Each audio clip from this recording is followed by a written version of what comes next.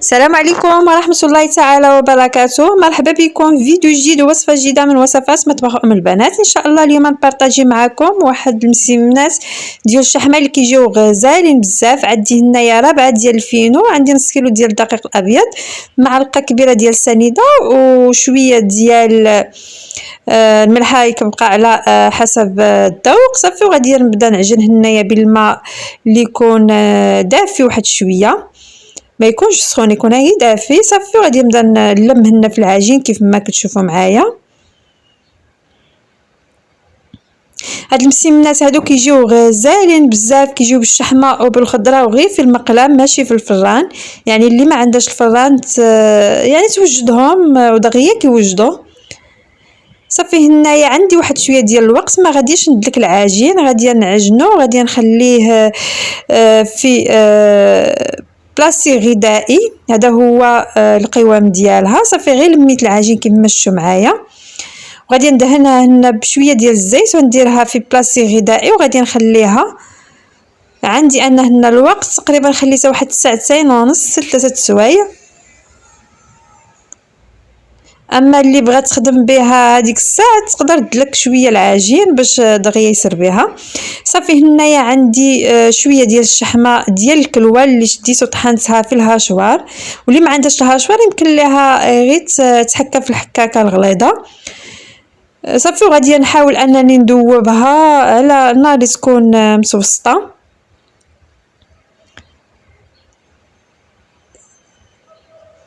صافي هنا كما شفتوا معايا خليتها حتى دابت.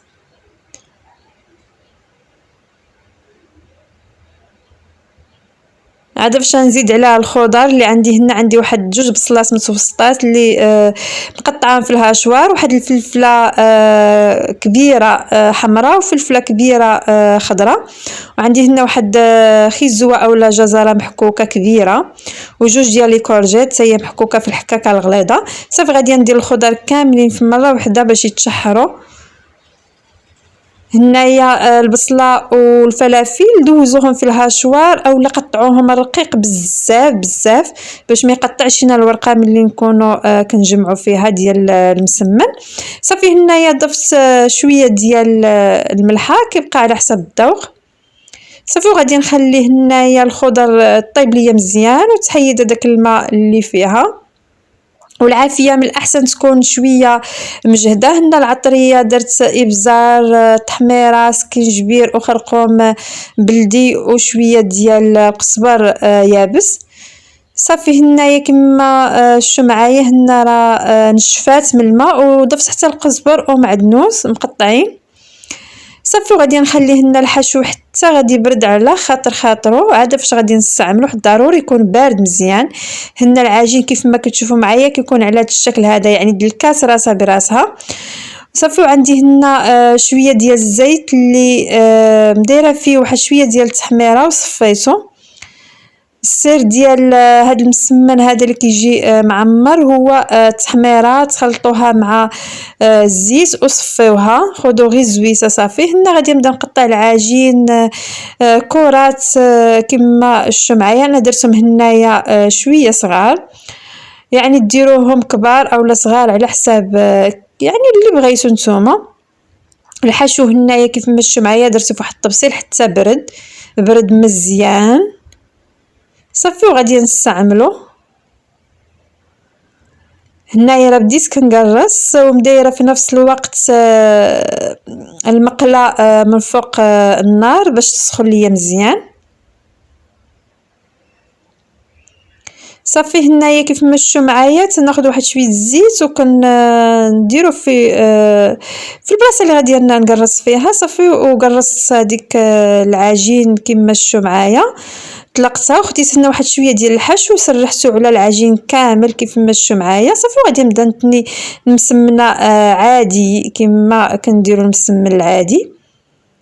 نعاود معكم هنايا شي وحدات. خديت واحد شويه ديال الزيت وحاولت انني نقرص العجين، غير هي ما تقرشوش رقيق بزاف باش ما يخرجش لنا الحشو، يعني كتبقى واحد شويه شاده. صافي هنا كناخذ واحد شويه ديال الحشو وكنوزعو على العجين كامل كما كتشوفوا معايا بهذه الطريقه هذه. صافي غنتني نسمناه على 4 كيف ما شفتوا معايا، وغادي نحطهم يرتاحوا بما سخنت ليا المقله. هاد المسمن هذا كيجي غزال بزاف، وإلا ما بغاش الشحمه يمكن له يعوضها بالكفته اولا غير بالخضر هكاك بلا شحمه بلا كفته حتى هي راه كتجي غزاله. صافي كما شفتوا معايا نكمل العجين بالتقراص ديالو كيف ما شفتوا معايا حتى غندير واحد يعني واحد يعني ندير واحد العدد ديال المسمن بما سخنت ليا المقله. غنبدا نقرص غير هي ما نقرصو غير بشويه باش ما باش الحشو ما يخرجش لنا من العجين. صافي غادي نبدا نوضع في المقله. انا درتهم هنايا مسمنات صغار، غادي تهز لي المقله 2 مسمنات صافي. وغادي نبدا نرش واحد شويه ديال الزيت ونقلب وصافي، وغادي نكمل بهذه الطريقه هذه حتى غادي نطيب المسمن كامل.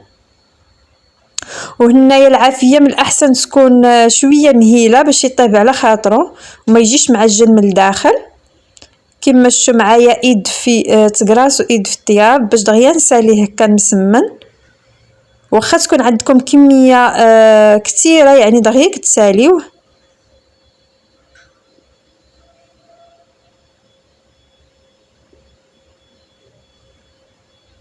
كما قلت لكم الا ما بغيتوش ديروا الشحمه اولا كفته يمكن لكم ديروا غير خضار بوحديتها وتزيدوا واحد شويه ديال الجبن مبشور.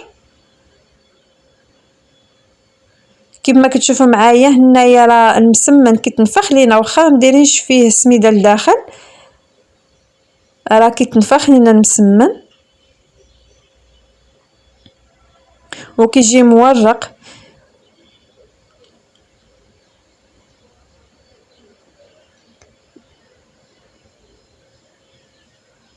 هنا كما كتبان لكم هنا المسمنه راها منفوخه.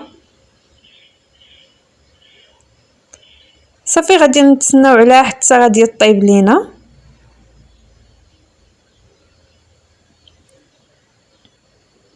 كما قلت لكم السر ديال التحميره ديال هذا المسمن اللي كيكون معمر وهي التحميره مع الزيت. اللي ما بغاش ياكلهم في نفس النهار يمكن لكم ديروا ليها غير نص طيبه صافي وتخليهم حتى يبردوا وديروهم في بلاصتي غذائي وديروهم في المجمد. صافي هذا هو الشكل ديالو كيف ما كتشوفوا معايا كيجي غزال وكيجي مقرمش من برا.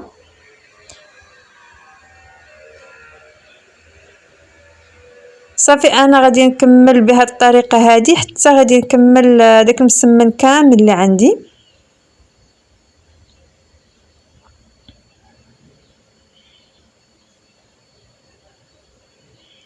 هذا هو الشكل ديالو كيف ما كتشوفوا معايا كيجي كيشهي. وملي نحيدوه من المقله ما نحطوهش فيه طبسيل اولا هذا نحطوه فوق يا فوق شبكه اولا فوق شي زيف بحال هكذا ديال المطبخ، نخليوه حتى يبرد باش ما يعرقش ويجي يعني كيجي مندي من برا. صافي دابا غادي نديرو في طبق التقديم كما كتشوفوا معايا كيجي غزال. قدموه مع الحريره اولا مع شوربه ديال الخضار كيجي غزال بزاف. كنتمنى ان الفيديو ينال الاعجاب ديالكم. الى فيديو قادم ان شاء الله.